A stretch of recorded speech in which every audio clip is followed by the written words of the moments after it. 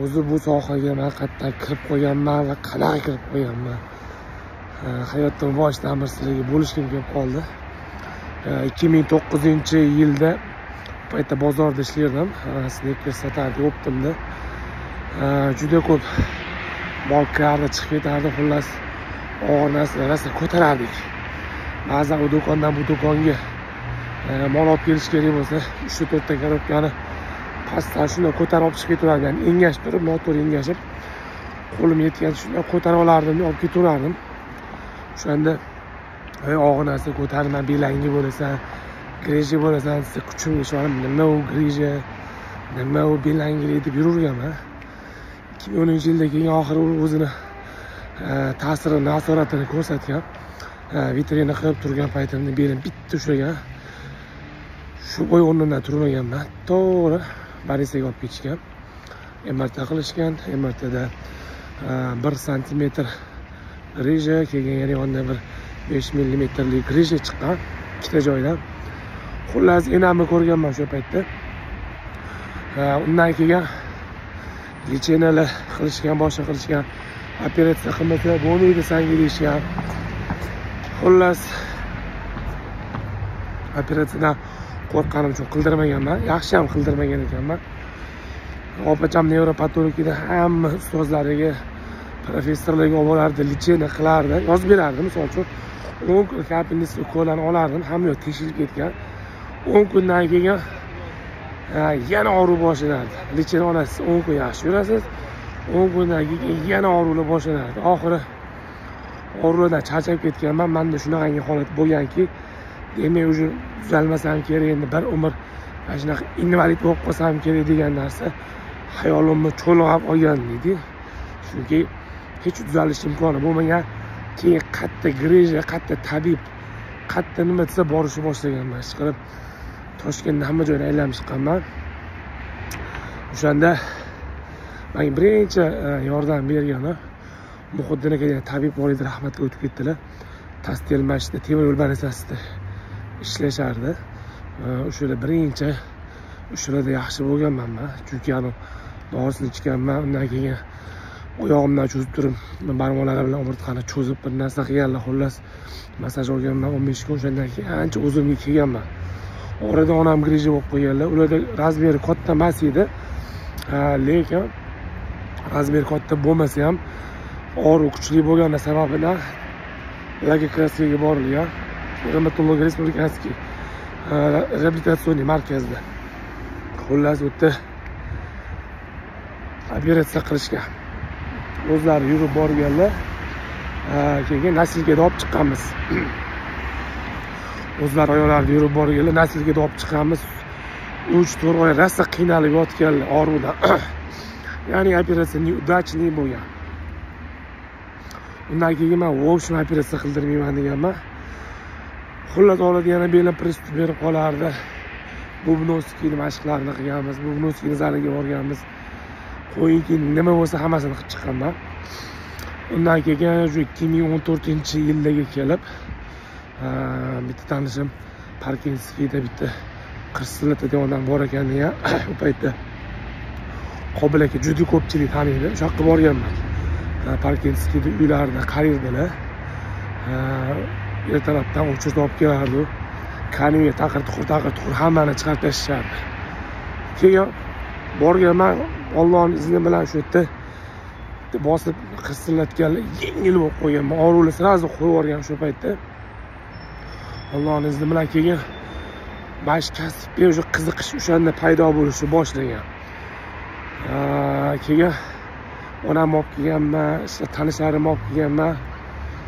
2-3 marta borgandan keyin o'zim o'rganib olganman bu narsani. Bozorda ishlardim. Bozorda shundan korobkalarni tahrirdim. Bozorda kim beli olsa, kellayni olib qo'yardim derdim-da. Taqir-tuqur qilib qirsillatib belini ochib yengil bo'lib qolardi. Yana ustida bo'lib qolman deganman. Bu paytda Instagramni tutish bilmasdik. Adna klassik bo'lardi.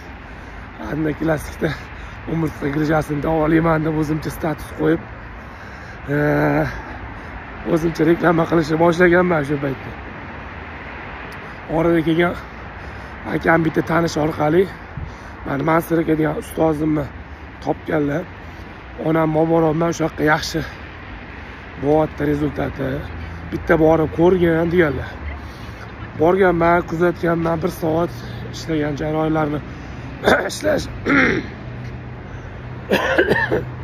zo'r. Ishlash jarayonlarini ko'rganimdan keyin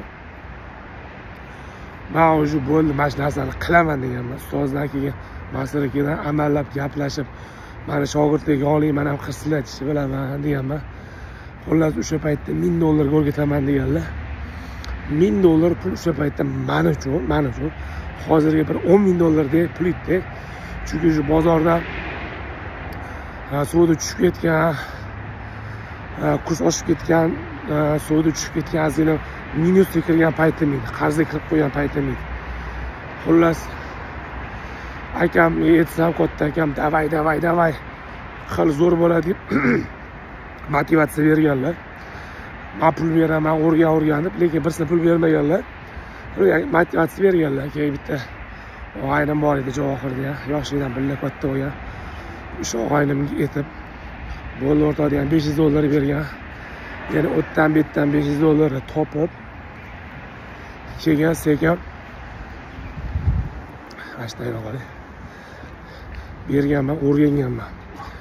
Boshida kimni ko'rsam, oshna og'aylarim bormi, tanishlarim bormi, kimni ko'rsam hammasini olib kelib yotqizib, masaj qilib, manual terapiya qilib ishlaganman. Endi boshida birinchi rezultatga ishlaganman. Kimda yaxshi bo'lgandan keyin kasallarni davolayman. Shu birinchi sog'lom odamlar bilan shug'ullanib, tanishib o'shani masaj manual terapiya qilib davolaganman. Xullas, undan keyin sekin kasal qabul qilishni boshlaganman. 1 yil ichida hamma qarzlarimdan qutulganman.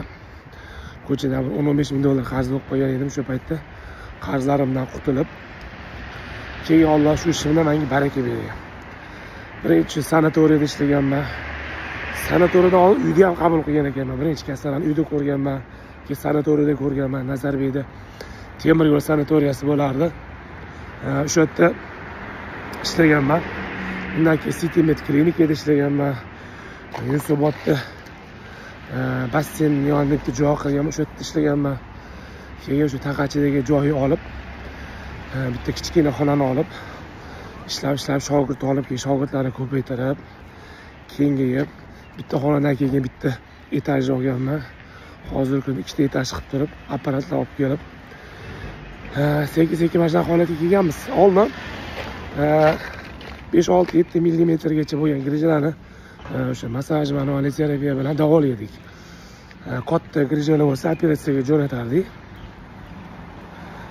Xullas, keyin mana BTL apparatlarini olishni boshlaganmiz.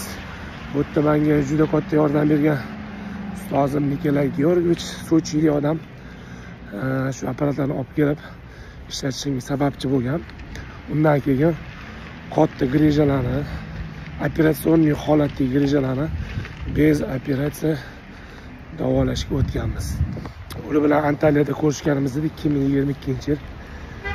Bitta grija studiya qilamiz Toshkentda. Seni ishingni kuzatib boraman, zo'r qilasan. Endi men apparatda ishlagin deb tavsiya bergan edilar. Va o'zlari Toshkentga kelib, firmadan olib berib, o'rtada garant bo'lib turib bergan o'sha odam. Chunki apparatlar juda qimmat edi. Bitta boshida boshlanishiga olgan apparatimizning o'zi $150,000 apparat olganmiz o'sha paytda. Qo'rqib ishlaganman, Allohning izni bilan hammasi yaxshi bo'lib ketgan. Xullas, shunaqa shu kungacha ishlab kelyapmiz. Hammasi bilan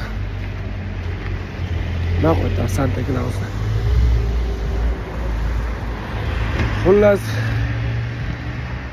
shunaqa qilib hozirgi kunda 2 ta filial qilib, klinika qilib, o'sha firma qilib ishlab kelyapmiz. Shunaqa bizning ishimiz, hayotimiz shundan boshlangan. Bu kasbga kirishimiz undan oldin savdoda ishlaganmiz. 2015-yil o'rgangan bo'lsam, 2016-yil meditsinaga topshirganman. Bu kasb o'rganganimdan keyin meditsina kerakligini bilib, meditsinskiy diplom kerakligini bilib keyin meditsinaga topshirganman. Xullas, mana shu kungacha ishlab kelyapmiz. Hayotimiz shundan iborat. Sohaga kirganimiz. Joningiz sog' bo'lsin.